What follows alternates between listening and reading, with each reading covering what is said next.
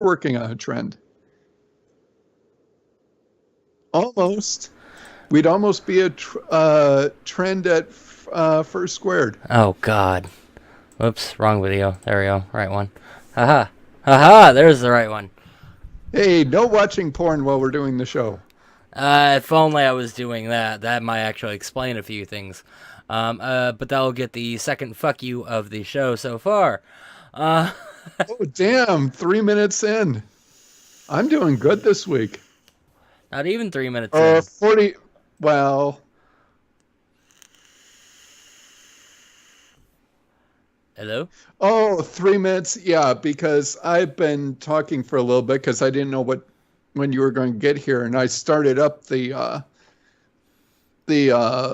line-in feed because I wasn't sure if you were going to call, and I didn't want to miss it. Yeah, no, I was having to deal with a technical issue with my mic. I'm still kind of sorting it out. When in doubt, I improvise when fixing a problem. That's what it comes down to some days. When in doubt, improvise. He's got this thing called the MacGyver syndrome. No, it originates from my grandfather, who was a audio engineer, mechanic, jury rigger, and a few other things. And when it comes down to it, it's like if you don't have the right parts, can you cobble together the right parts? You can cobble together the right parts, then you're golden. Speaking of things that are golden, and I have already put like a record fucking speed out on this. I already put a video out already. Yeah, I was talking about that. And we're doing a podcast now. But the podcast, that we're going to cover a few other things besides, what I just did a video on and whatnot. Well, I was saying beforehand, I need to talk to the BBC about getting out an announcement once a week so I don't have to fucking badger you to do a show. We have gone an entire fucking month where we didn't do a show this year. Yeah, and things were happening because of that. That is job hunting, classes for me, a few other things. And I'm just sitting here on my thumb over here. I don't do anything. Hey, sometimes I wonder, sir. Sometimes I wonder. I mean, you've got the fun.com in the fall, but that's in the fall. And I do stuff over the course of the year too. It's just I don't get paid for it, and it usually involves my folks. So, yeah, dealing with family is always a fun thing, which is why I don't deal with mine. It's that simple. It's that simple. It isn't that simple for me because they're only a mile away. True. Okay, I'll give you that one. Yeah. For the moment, I'll give you that one. As I drink my giant thing of tea, which needs to be refreshed here soon. Anyways.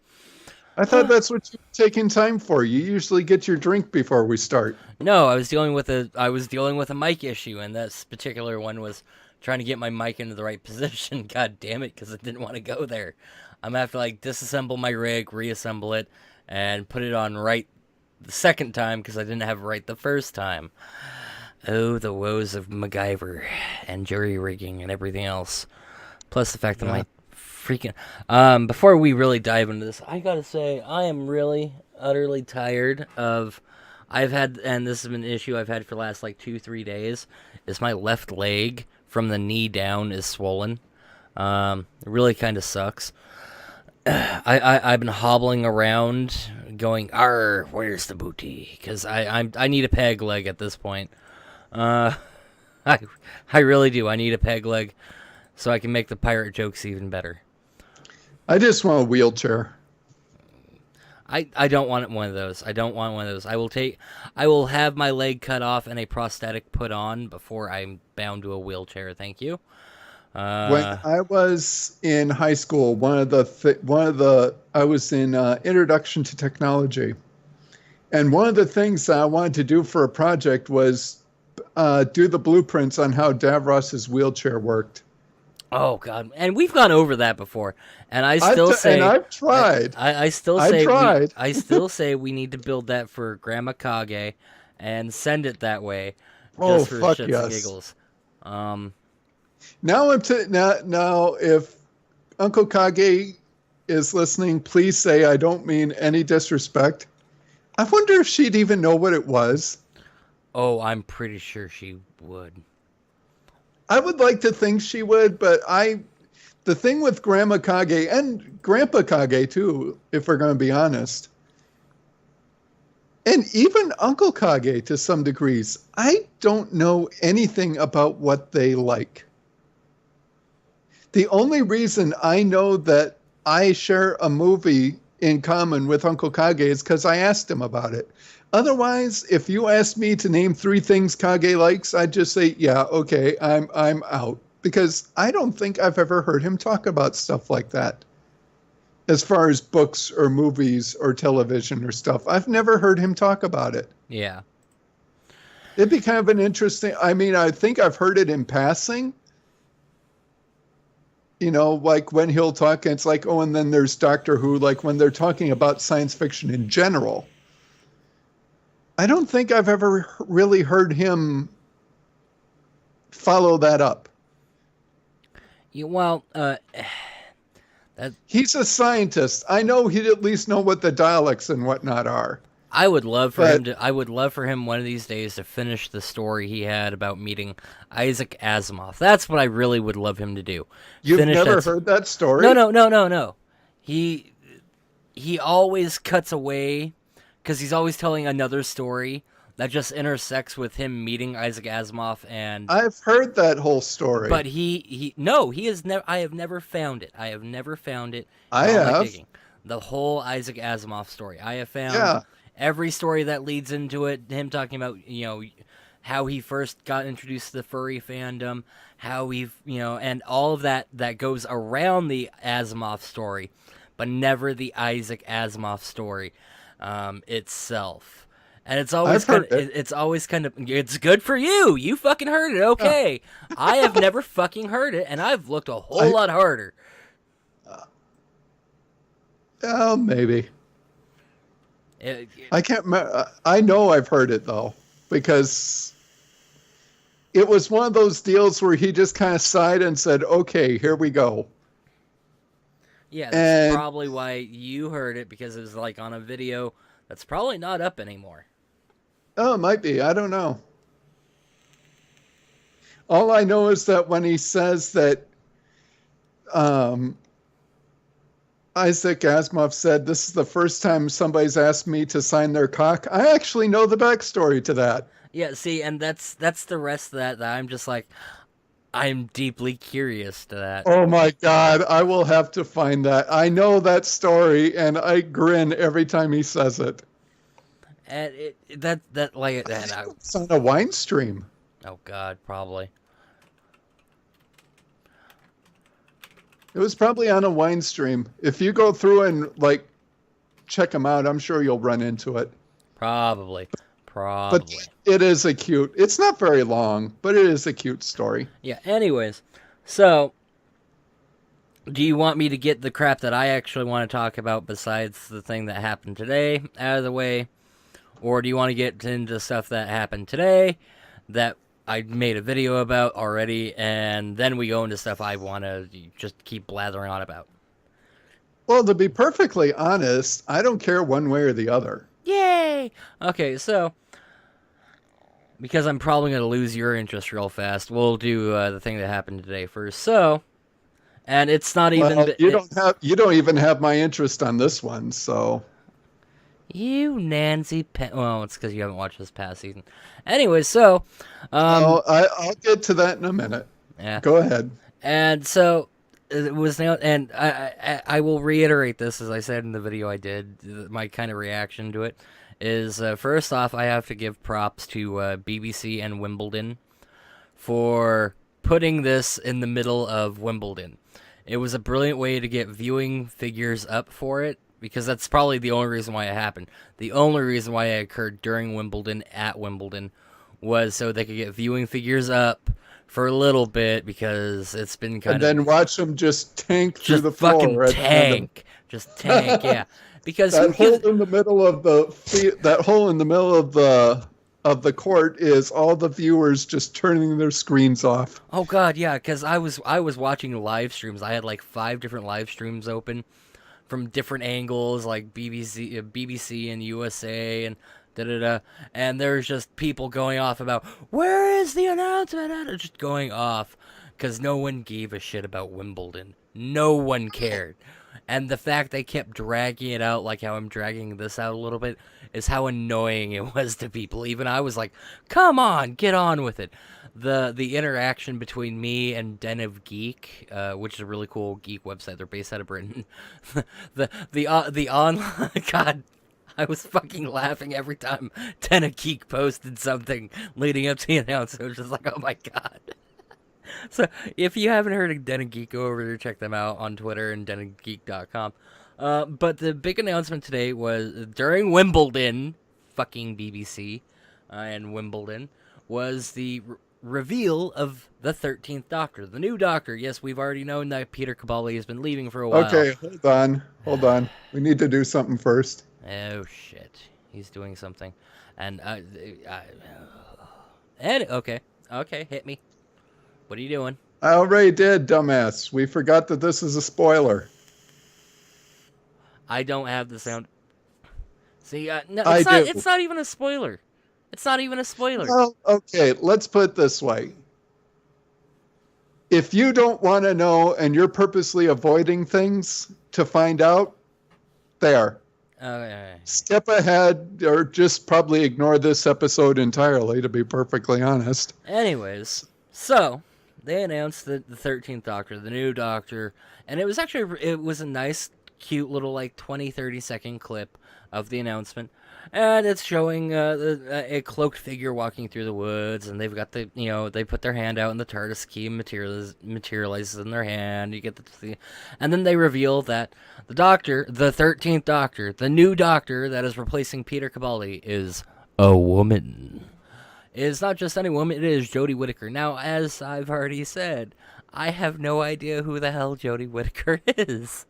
I never know who any of these people are. See, I don't know who Jodie Whittaker. I literally did like a quick IMDb search, did a Wikipedia search. She's on Broadchurch. I haven't seen Broadchurch, and I kind of want to. My mom watches that, but quite faithfully, actually. I haven't seen a fucking thing she's been in, not a single one, and I'm not sure if that says I'm a heathen or she's just kind of so low key. But when they introduced Christopher Eccleston, I knew who he was. David Tennant, it's like, oh god, it's Bartimus Crouch Jr. Matt Smith was a complete unknown. Peter Capaldi, I knew who he was when they brought him in. So I've, with the exception of Matt Smith, I've known at least something about all the Doctors. Jodie Whittaker, I know dick all. I know fucking dick all about her, besides she's on Broadchurch. Haven't seen her act, haven't seen any of it.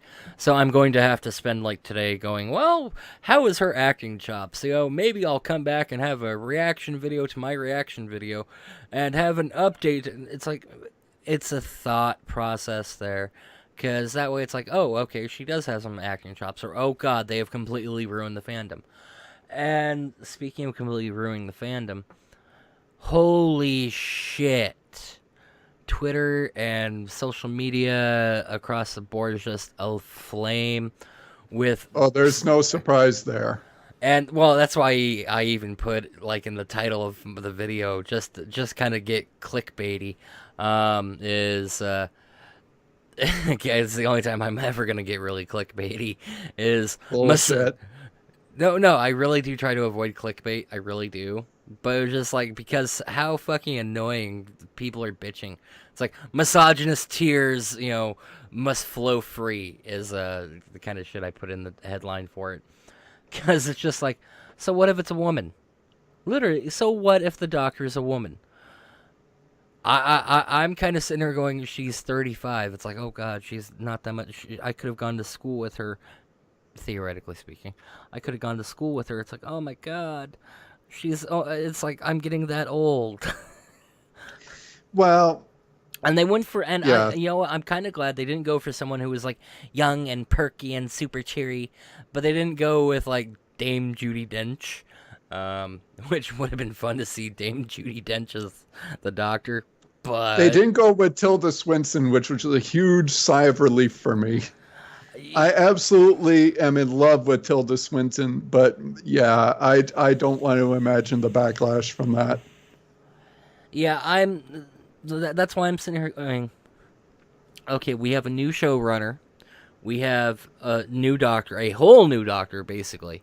Blonde female, blonde and female, blonde and female, blonde and female.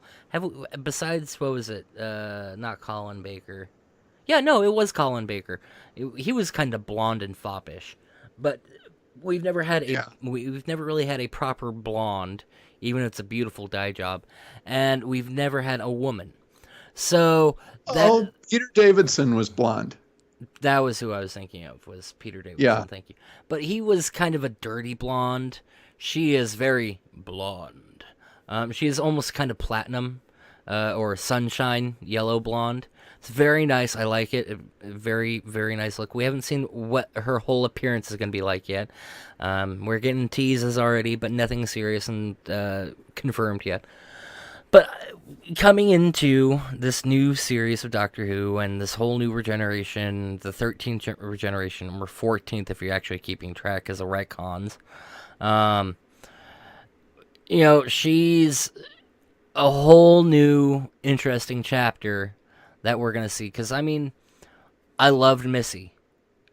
Anyone who says they didn't love Missy is a damn dirty heathen. And that does mean I'm kind of taking a few pot shots at my landlord and a few other people because they're fucking heathens. I loved Missy. Missy was a fantastic female master. It makes me wonder if Missy was to test the waters for a doctor. Possibly. Because when you think about it, they've kind of been dabbling with it. Look at the general, the old man into a black woman, or the master into the mistress, the kind of wink wink nudge nudge with the guy who had the Ouroboros tattoo. God, in the doctor's wife. Yeah, I can't remember what his name is either. They kind of teased it, and there's always been. But now that they have fully just you know what, fuck this. We're gonna go all the way. We're gonna go balls deep, and it's gonna be stones to the wall. And I'm going to come into this with high expectations, of it's a whole new ballpark, completely whole new showrunner, new doctor, new gender for the doctor, new ways the story can go. So I'm excited about that. I am deeply saddened that Peter Capaldi is going to be leaving us with the Christmas special. But we had a good run with him. I wish it could have gone on a little longer. But when it's your time to leave, it's your time to leave. And he did an interview with Graham Norton, and he even talked about it. And it was just kind of it was a good time to go because the show's gone into a whole new wild territory for anything to happen now. So they have taken that to heart, and anything can happen now. And I'm excited by that. I'm excited by that prospect.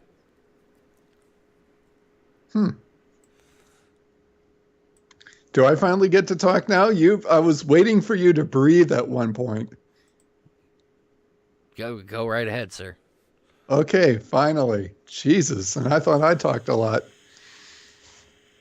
Well, one thing, and I said this, to you before you were started, saying that you would think you were going to lose me earlier or after this. There was a post, I can't remember who it was, and they were like, oh, we had to wait this long for this doctor and this long for this doctor. And then there was it was an article saying how long in between Hartnell to Capaldi people had waited. And with this announcement, I still don't think this is the longest one. I think there's one longer than this. Well, and I'll interject real quick. I will say this. I wish they kind of had held off longer for the announcement. If they had dropped this on everyone like Thanksgiving, because there's no way they aren't going to announce it at this stage anymore. It's not going to happen. because it would be bad marketing or whatever else bullshit. We're just going to have to accept that it sucks, but they're always going to announce who the new Doctor is going to be. I will admit, if they had dropped this bombshell like Thanksgiving, right after the Queen's speech, people would be fucking just out of their minds more than they are now. But go ahead. Well, one thing I said, because I shared it, and there were people like, oh, it's too long. You know, it's my first thought is, you fucking kids, get the fuck off of my Facebook page. When I started watching Doctor Who in the late 80s, and finally started watching it, you know, it started at Tom Baker, then it went back to John Pertwee through Sylvester McCoy. I was in BFE, Minnesota. To my knowledge, at that point, nobody knew about Doctor Who except me and my mom. So I had nobody to talk about it with. I watched it every day. I had no clue really what regeneration was, what it meant. All I knew is that there was John Pertwee. Okay, that kind of looks like a grandpa everybody's been telling him about. And then there's Tom Baker, and why the fuck is he here so long? Okay, well, good, we got rid of him. Now we have Peter Davison. My mom knows Peter Davison. She used to watch All Creatures Great and Small. Great, now I know that if I go out, I can see these actors in other things. And then Colin Baker and Sylvester McCoy. I never knew any of those people beforehand, except Peter Davison. That was only through Mom. I never knew what they were in before. I never really knew what they were in after. But I enjoyed the surprise of learning, seeing a new Doctor, watching them kind of grow into themselves, and just going along for the ride. And I didn't care who the actors were. This was a character. I knew this character, and I'm watching this character evolve. So for me, for the announcement of who the Doctor is, I could give a fuck less. I've been watching the Doctor. I have watched episodes of every single Doctor, and they're all the same character to me. I don't care who's playing it, as long as the show continues. That being said, I didn't know in the start who Christopher Eccleston was. I have since seen one movie with him. Gone in and 60 it was seconds. Good. No, it was a Shakespeare type thing. Okay. The Avengers, I think. The next thing I was going to sit there and say, don't tell me it's Rise of Cobra. Okay, 2. That's right, because that's how I found out about him as an actor after that was Destro. And I really enjoyed him as a villain. He is really good as a villain. Yeah, he is. And then there's a very fucked up movie with him and Derek Jacobi called The Revengers. It's really messed up. But not bad. You know, I got to see Derek Jacobi, who I liked, and this was before he was the Master. And I knew him from Cadfile. Okay, so here's Cadfile and here's Destro. Well, that's kind of cool. Matt Smith, or David Tennant, like you said. Harry Potter. Yeah, Barnabas Crouch Jr. And I think that might have been one of the ones we saw at the drive-in. But it took me a while to realize who that was, because he really wasn't in the movie. He was at a little bit in the beginning, and he was a little bit at the end. Yeah. And I was more interested in the story. It's like, oh, I don't know who the fuck that is. It wasn't until I went on IMDb that I realized it. Mm-hmm. Matt Smith was in Scent of a Woman. He was one of the troublemakers in Scent of a Woman with Philip Seymour Hoffman. Oh, dude, you've got to see that. That's a great movie. Mm. But I wouldn't have known that if I had. Okay. I still can't watch the movie and point him out, but I know he's in it. So, and I know from the name of the character what he is. And then Capaldi. I've only seen Capaldi, and I didn't know this until about 2 weeks ago. I have seen Capaldi in a movie, and it's a very cult movie, which you may have heard of before, The Lair of the White Worm. Yes. He is the husband. Mm-hmm. Well, And I did not know that. And I need to watch that movie again because I actually rather like that movie. Because it's got a lot of bagpipes in it. So, of course, I'd like that movie. what a surprise. If it's got bagpipes, In fact, I think one of the scenes... In fact, I think, yeah, when they invade the castle, he's walking through the castle playing the bagpipes. So, but yeah, so I've seen... And who else? I've seen Tom Baker in a couple of things. I've seen... Yeah, I've seen Peter Davidson in the Campion series. I don't really think I've seen many of the other Doctor Who's outside of that. So I don't care what their lineage is or whatever it is. The thing that scares me with this lady is there's two ways this can go. It can go the way Doctor Who has been, and I think it probably will to some degree. Or what we can get, and I'm really scared that this is going to happen, is we're going to get Doctor Who the Broadchurch years. Because the lady was in Broadchurch. The new showrunner is from Broadchurch. I can see the companion coming from fucking Broadchurch. It's just like, okay, so this is Broadchurch if it were in the Doctor Who universe. Which is that is my big possible. Fear. Though, hang on, I have to point out, we got some of that. I love Sherlock Holmes. Just the franchise in and of itself. The books, the movies, and so do I. We got a lot of the kind of Doctor Who and Sherlock Holmes, the TV series, bleed over back and forth because Stephen Moffat was the showrunner and head writer of both shows. So we got a lot of bleed over with that. Yes, but we never saw actors crossover. Yes, actually we did. There were actors from. I will actually have to double check that because I remember reading about that. There were actors that some of them appeared in costume, some of them were just like pedestrians, but there was actual like people who played on Sherlock Holmes who got cast into doing various parts in Doctor Who and vice versa. Okay. So there was bleed. There was never bleed over. To the point that a main character from Sherlock Holmes was a major character in Doctor Who. Get back to me on that one. I will have to double check that. I know there have been people who played characters on both that have been on both shows, but I can't remember if it's main characters or not. Well, one of the jokes about British actors is they only have 5 actors. They just keep recycling them. Yeah. There are some people that I have told Mom about we're like way back to fucking Cadfile. If you remember Brother Cadfile with Derek Jacobi. Oh, God, yeah. Okay, not the older gentleman at the start who ran the whatever it was.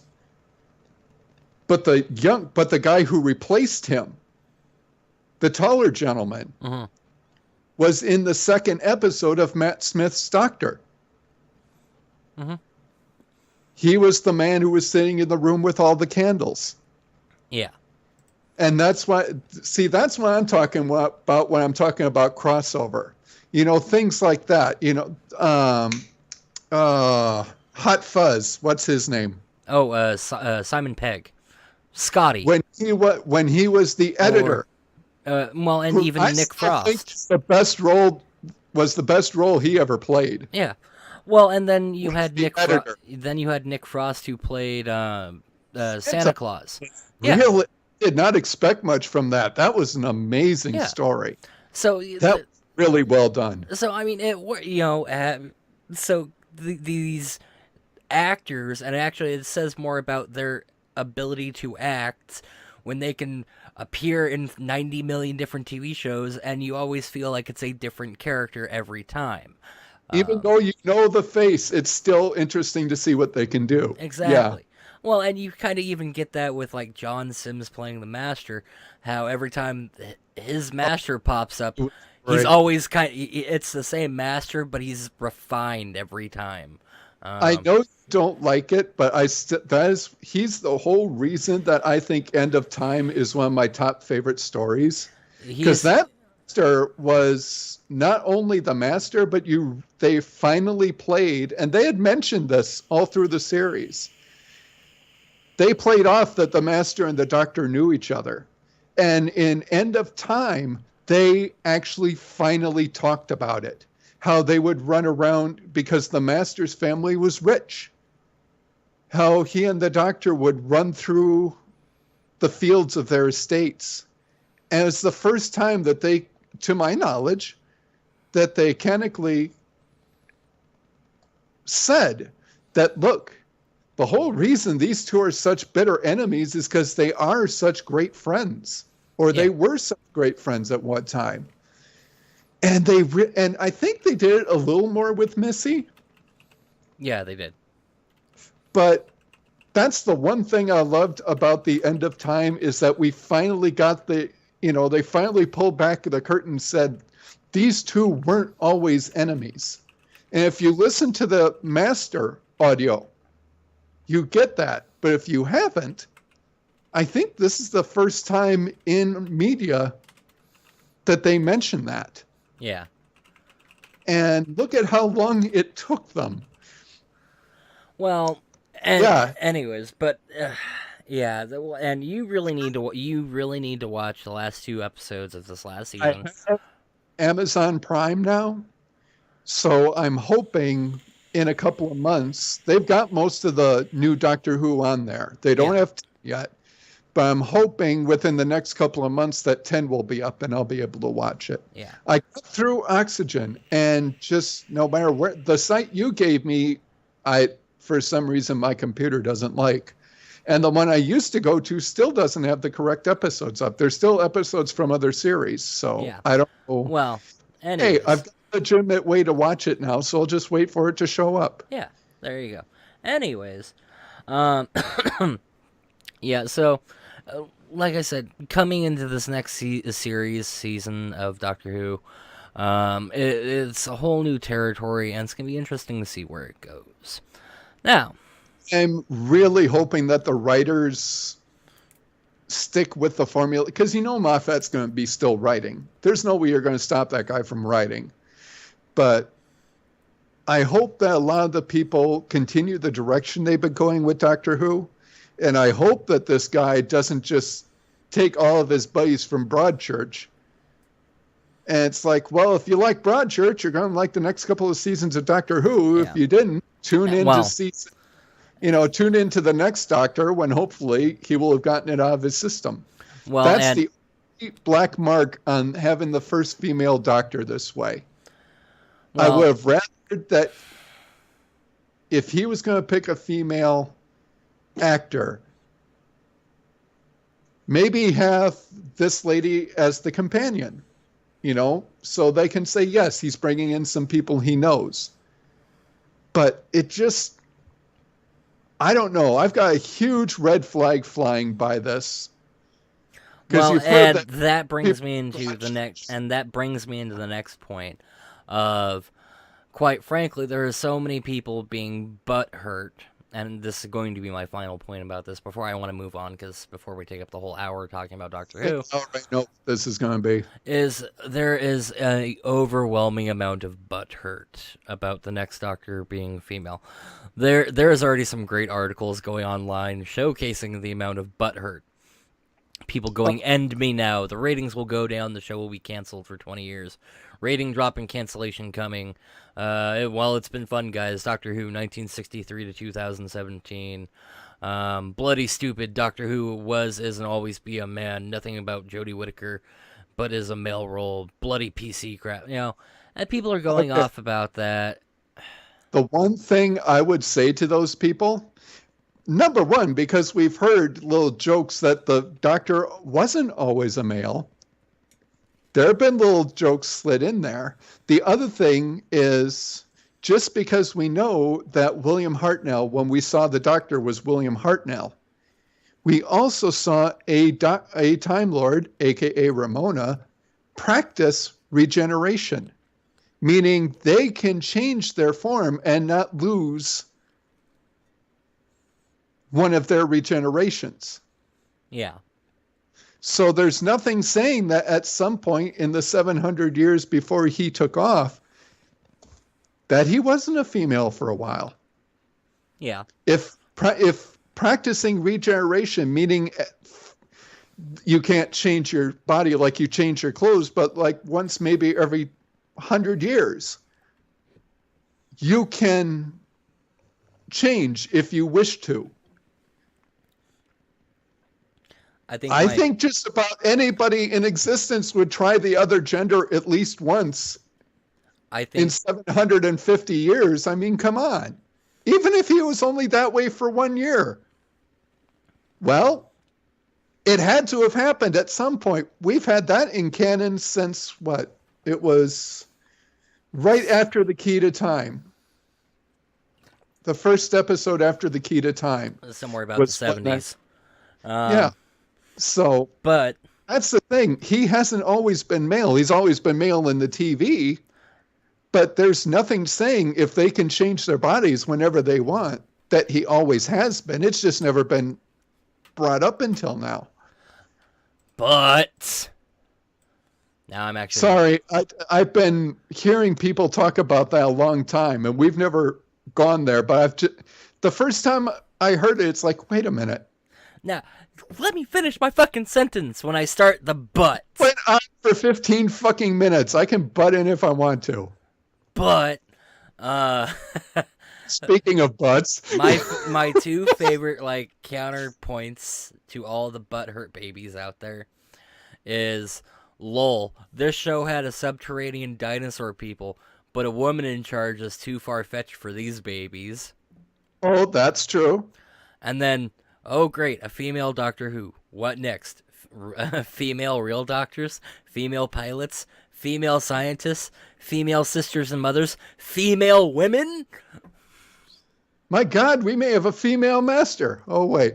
Yeah, actually, I think we just did this. And oh, gee, didn't we already see a guy change into a woman? And the first words out of her mouth was, how do you deal with all that ego?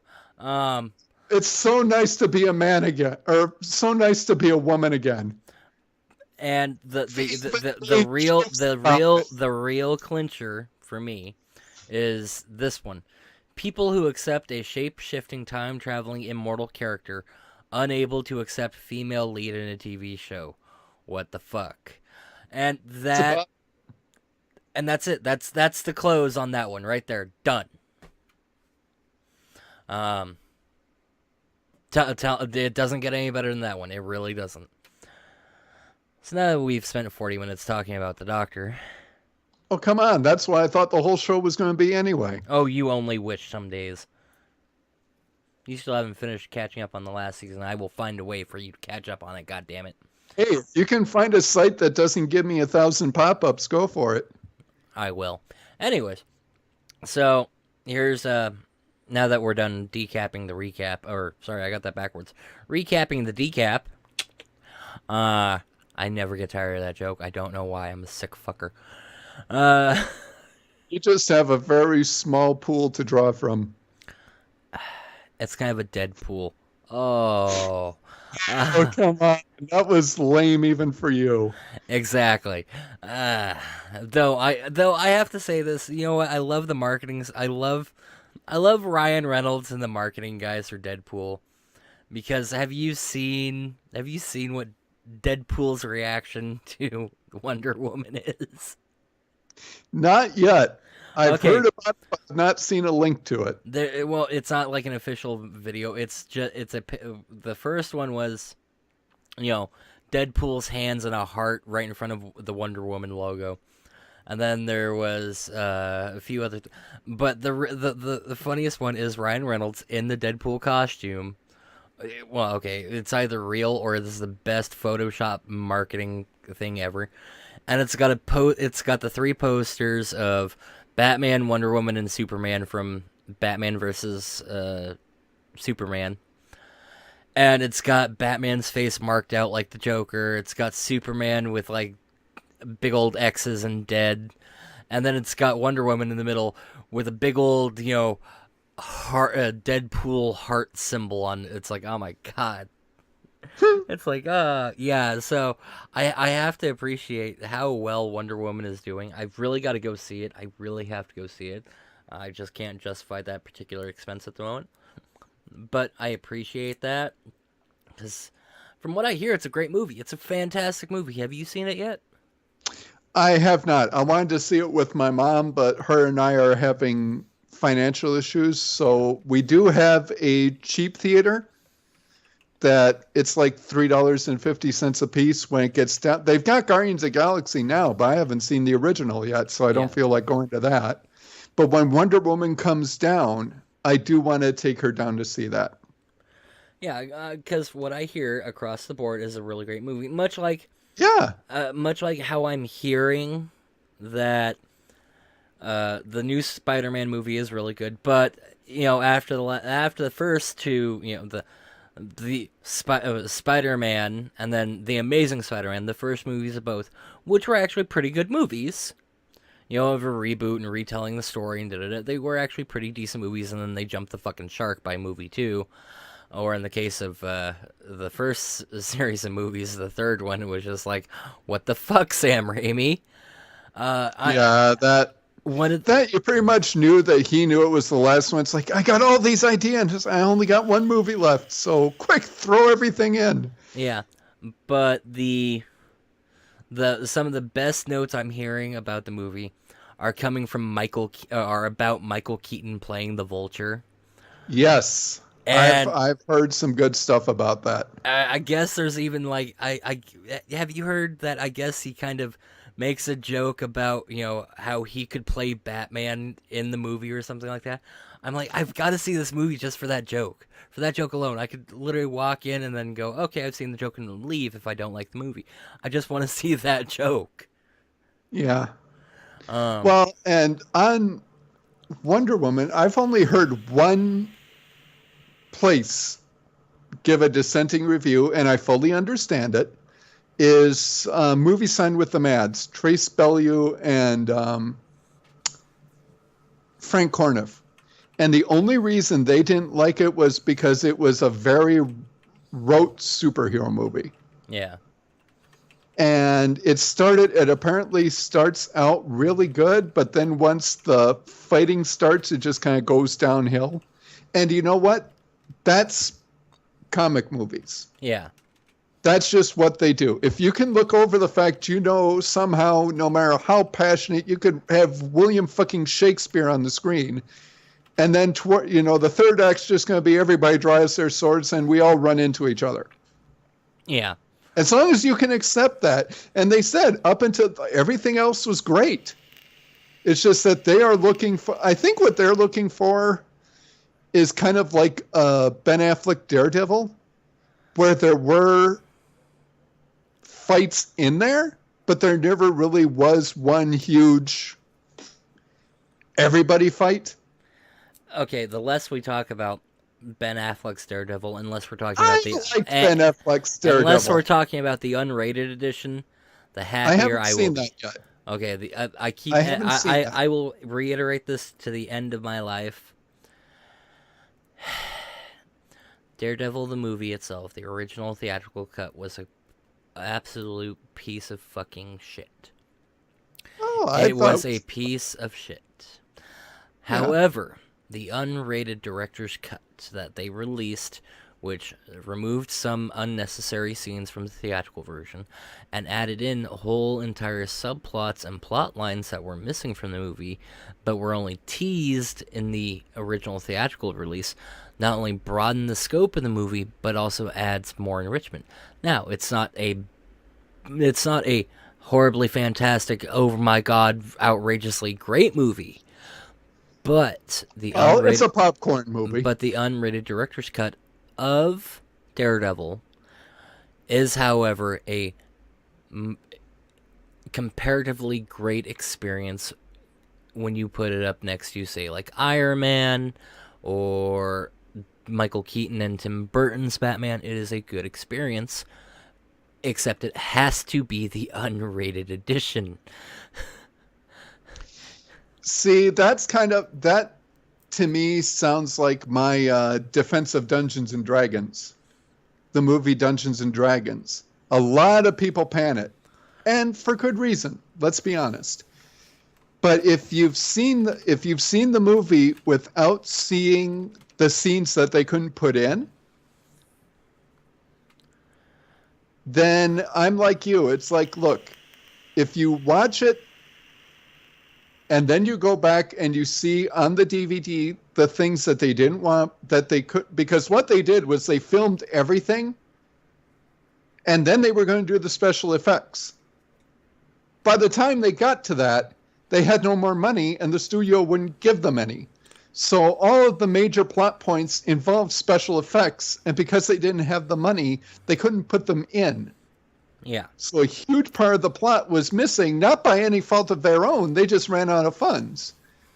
One of the dreams I've had is taking that movie and pasting in those clips just so people can actually watch, because once I saw the movie, I thought it was okay. Like I said, it's a popcorn movie. If you're looking in and you want to watch a D&D movie, and I know I'll get shit for this, but fuck y'all, it's my show. I don't think you can do much worse than the D&D movie, because come on, it's got wizards casting fireballs, it's got dragons, it's got a beholder. It's got stuff in there that you would expect in a D&D movie. Yeah. The worst thing they did, and if I ever put this edition together, the thing I'm going to change the most is the ending. Because if you go on the DVD and you watch the ending that the director wanted, the movie is 1,000% better. Yeah. The alternate ending, quote unquote, to Dungeons and Dragons is one of the best endings in a movie I've seen. I actually teared up. And this was only like a 3-minute clip. I hadn't even watched the movie at that point, but just watching it and knowing what was going on, it was so much more emotional than the cotton candy ending that we got. Yeah. Well, so, which I kind of find funny, because they said to put that ending on in case there was a sequel. But the same company wouldn't give them the money to do the scenes to ensure that there would have been a sequel. Yeah. So, and that's one of those things. But yeah, no. And comic movies are in a strange place right now. Especially, and I was watching this video, and this was kind of a breakdown of the timeline and based on the official responses put out by Marvel about the entire Marvel Cinematic Universe timeline, they kind of fucked up with Spider-Man Homecoming. Because... How so? Well, from what I understand is the beginning, like the first 10-15 minutes of the movie take place right around, shortly after the end of Iron Man 3, right around the first Avengers. And then the rest of the movie is supposed to take place about the same time as Infinity Gauntlet or after Infinity Gauntlet. Oh, that's messed up. And then there's other things in there that are referenced as currently happening, but there's such a time gap in between occurrences in the movie, in the Marvel Cinematic Universe's own timeline, that's just that doesn't. So Spider-Man Homecoming is going to end up being kind of its own little pocket dimension off of the Marvel Cinematic Universe, which is kind of cool, but also kind of sucks. But whatever, you know what? That's up to them. If the directors can't all pull their heads out of their asses and properly coordinate, you know what? That's their business. You know what? Fuck it. I hope we're not going to run into a too many chef in the kitchen problem. Oh, we're already running into that issue. We're already running into that. Yeah, let's be honest. Look at Infinity War Part 1, and then you have to consider there's 3 directors. There's 15 writers. Jesus. There's 40 freaking producers. I'll admit, because of my financial situation and whatnot, I'm not very up to date. I just saw Doctor Strange when it came out That was this month, I think. It came to Netflix, which answered the question, hey, why have Tilda Swinton as the Ancient One? Because they wanted to fridge the fucking character and they couldn't do it with a male. Yeah. I have never, and I saw so many people bitching about that, and I watched it. And and you know the moment, you can tell when it's coming. It's like, oh my God, they're going to fridge the Ancient One. Yeah. That's why they cast her. It's like, oh dear God, why? Because they wanted to. Yeah. Because if you don't know what fridging is, look up women in women in what is it? Women the woman in the refrigerator. No. It's a trope, I know. Look up specifically. It was a. This is how much of a fucking Green Lantern. Hang on. It was a Rainer. Greenland. It was the 70s. Yes, it was the 70s. Green Lantern. Not Jim Raynor. I almost wanted to say Jim Raynor. That's not StarCraft. Raynor as Green Lantern. His girlfriend was murdered and put into his refrigerator. And that started a whole. It started a trend and became a trope in and of itself. Yeah, I'm going to link to the trope page. And it is a trope that is made fun of extensively because it's a terrible fucking trope. It's one of those few tropes I sit there and go, oh God, we're not going to get a refrigerator, are we? And then when you combine it with fridge logic, which is a whole different thing, it gets terrifying. It turns into pure nightmare fuel. Now, I need to move away from talking about TV tropes before that opens up a whole fucking casket of horrors for me, because TV tropes will eat my life. I'd still say we should have a show that just, like, once a week we just tackle a TV trope. You know what? And we would never run out of content. Depending on one of the jobs I interview for this week, and how that schedule works out, we may be able to. But for right now, speaking of the Marvel Cinematic Universe, which leads me to talk about Disney.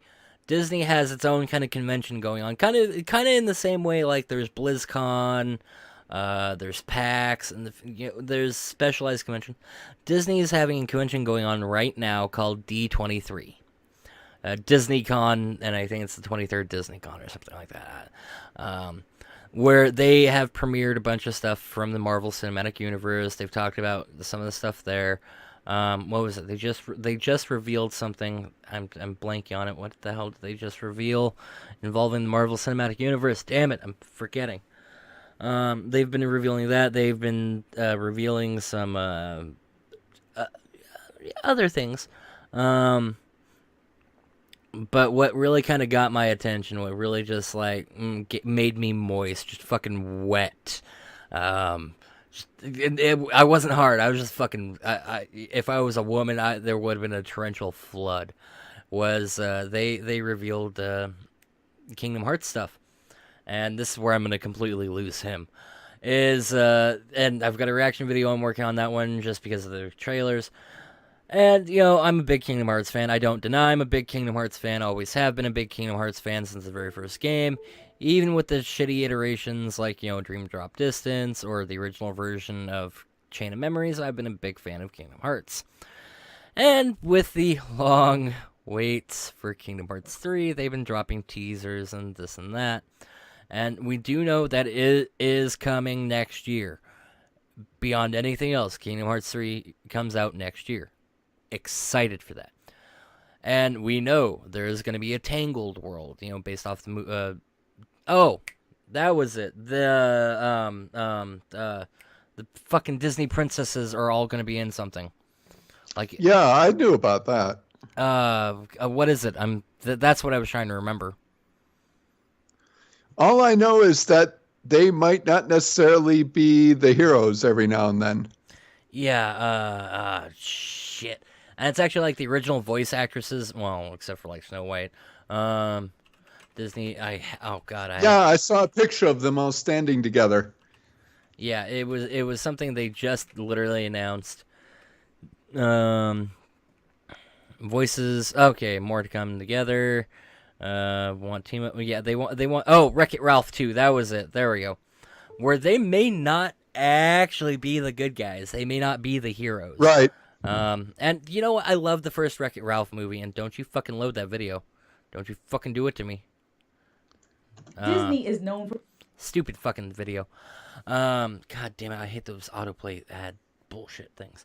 But anyways, so you know, I loved Wreck-It Ralph. I loved the first one, and the second one I'm excited for.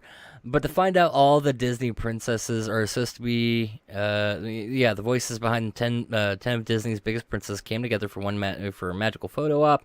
But I guess they're supposed to be appearing in Wreck-It Ralph 2. Which makes me really kind of like, what are they doing? It's like Wreck-It Ralph versus the internet or something. Yeah. Because I saw a picture on their timeline. It's like Wreck-It Ralph and the internet. I'm like, oh, dear God. That could be a whole series. Yeah, it's... Yeah, they all appear on stage at the D23 Expo 2017 for Wreck-It Ralph 2, along with John Lasseter and the film's directors. So I'm kind of like, what are we gonna get out of this? And do I have to be afraid? Do I have to be afraid? And I'm kind of afraid. But it'd be nice to see a villain take on some of those people, though. It would be, even though we kind of got that with Kristen Stewart playing Snow White. Sorry, I had to throw. I saw the perfect opportunity to throw some shade, and it was like shade. Is that Once Upon a Time? No, Kristen Stewart as in Bella from Twilight.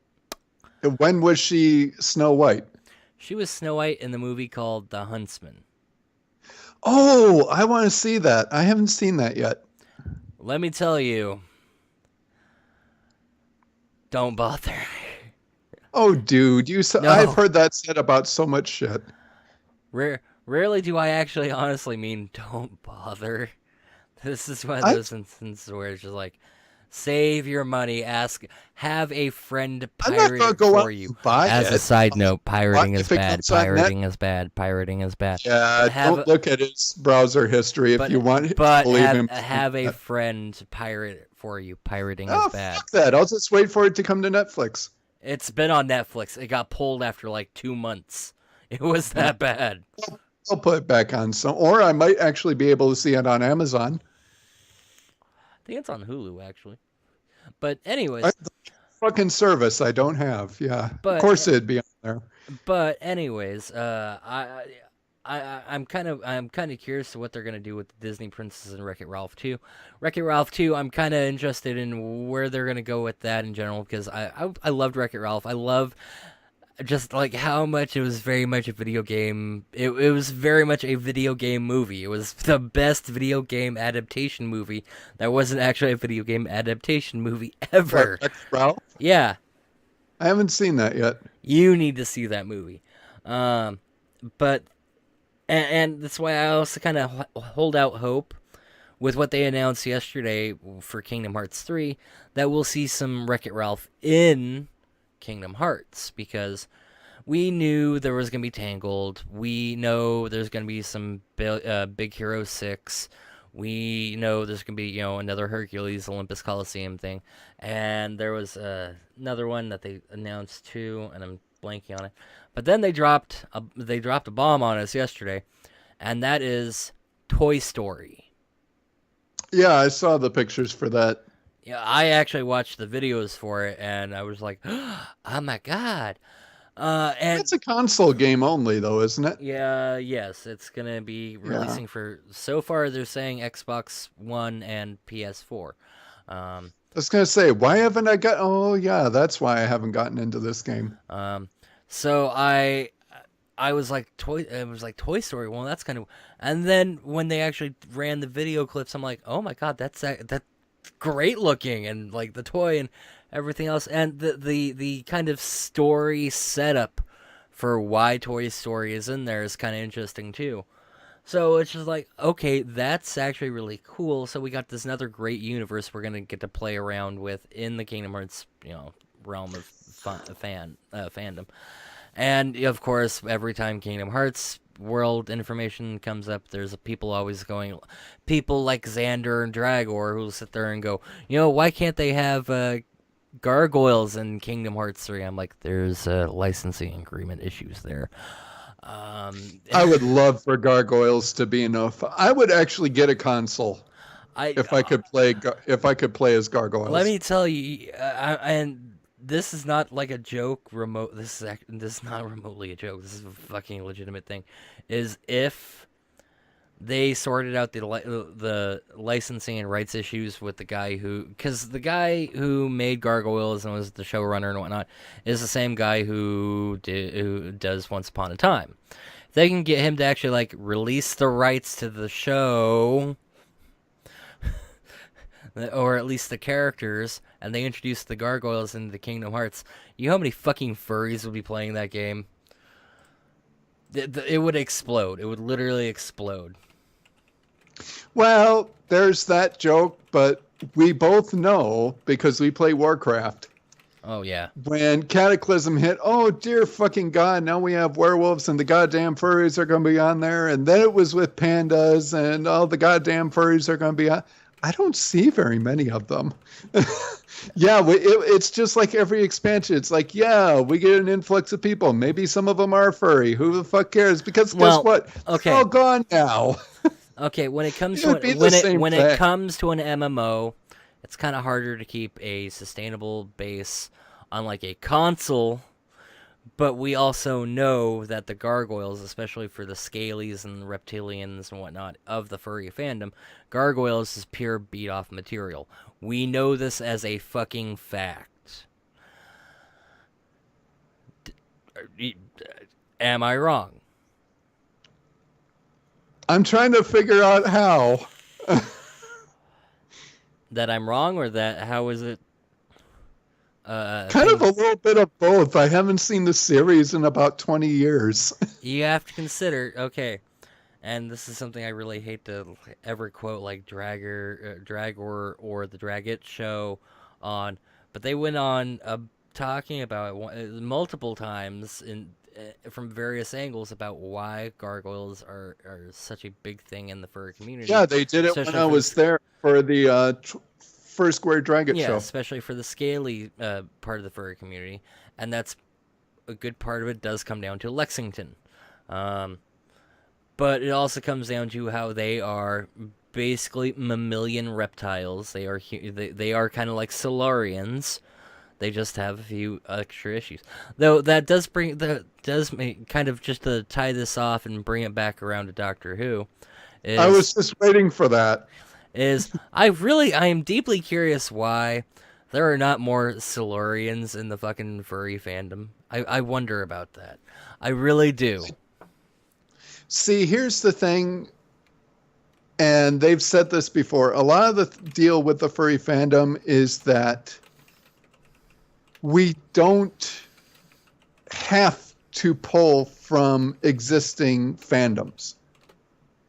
The furry fandom is pretty much the only self-sustaining fandom. Thank you.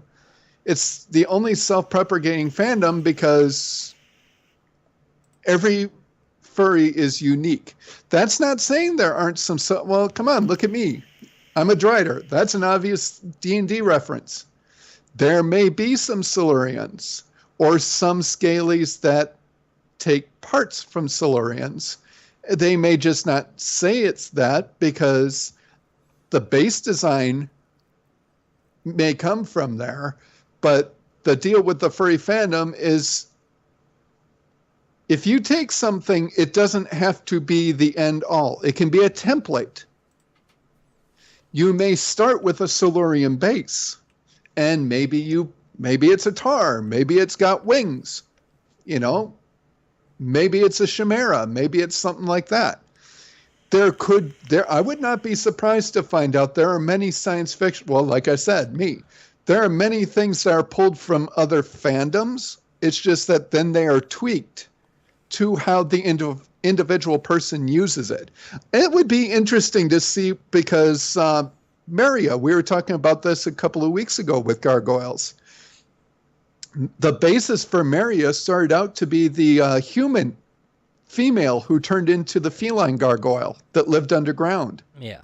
That's where it started from, because I was thinking, what could I be? Well, I could be a cat goyle. Well, okay. I changed it. She looks different. The colors are different and that kind of thing. But gargoyles is where I got the inspiration from it. It's how many people are, Thundercats, I'm sure, is a big thing to draw from. Yeah. Robin Hood, big thing to draw from. So that would be interesting. I wonder if somebody has done a influence survey on the furry fandom and saying not what brought you into the furry fandom, but when you first, are there any characters or personas that you have created because you saw something in another fandom and thought that would be so neat? Why don't, hey, perfect example, Dragor. Robbie from Dinosaurs. Right there. That's obviously, he didn't come up with that, but that is I guess a persona of his. Yeah. So, yeah, that would be interesting. I wonder if anybody's done that. Huh. Because I know about 2 or 3 sources I could cite for where mine came from. Gargoyles, Dungeons and Dragons, and believe it or not, it was a Final Fantasy Game Boy Advance game. I think it was Tactics. Is that where you can go around and have people join up your group and whatnot? Yes. Yeah, Final Fantasy Tactics was the first time I got an idea for what if Rendell would be a furry. That was where I got the idea of what Rendell would be like. So, yeah, there's 3 right there. So, I would be very interested to find that out. What inspirations do people draw on for what their persona ends up being? That would be a neat survey to see. I should talk to Science and see if they've done that. Could be interesting. And I was checking my Twitter real quick. I was like, I wonder if I'm blocked by this person. Wow, I am blocked by this person. What a surprise. The better part is I don't even know who I've never actually interacted with them online, but so weird. Well, you don't need to all the time, so I guess I did something at some point that upset that little butthurt baby, and he blocked me. Don't know why, but oh well. His loss. Yeah. Given what he does online. It's my loss, that's for sure. But anyways, so you know what? I think that's actually been a good run for this episode. We brought it back full circle to Doctor. Actually done now? Yeah, we actually brought it back full circle to Doctor Who somehow. I don't even know how the fuck we pulled that off, but we did. Furries. Yeah, furries. Yeah, that's the answer and the cause of so many problems in life. Are you going off and saying we're not furries? I'm not furries. I think since Fur Squared. And even a little bit before, every episode has ended up with furries in it somehow. Every episode you and me do together ends up there. Episodes I do by myself, however, don't. He's still in denial. No, it's not denial when I've got the proof. I've got the fucking proof. Check the records. There's no pixels there. I'm not Kage. The shit's not hidden. Anyways. Screen, you can hide things if you want. Anyways. I really hope everyone's having a good day and having a good weekend. Yes, I know tomorrow's Monday. Everyone's going to have a bad case of the Mondays and everything else that comes with it. But you know what? That's life. You got to take the ups and the downs. And I do. I hope everyone's had a good week and is having a good weekend. We'll have a good week. And you can follow us all around the internet. You can follow me on YouTube, Facebook, Twitter, Twitch, ChaosInfintium. You can follow him at Raving Rendell on Twitter. And why am I getting a fucking message now, you pricks? And I think that'll do it for this week. I think that'll do it. Is there any last words you want to throw out there? No, because we are pretty much done with our background music. So this is a perfect Woohoo! time to start. Perfect. All right. Oh, yeah. So on that note, you know what? I hope everyone has a good day one more time. And we will talk to you all later. Yep. Take care.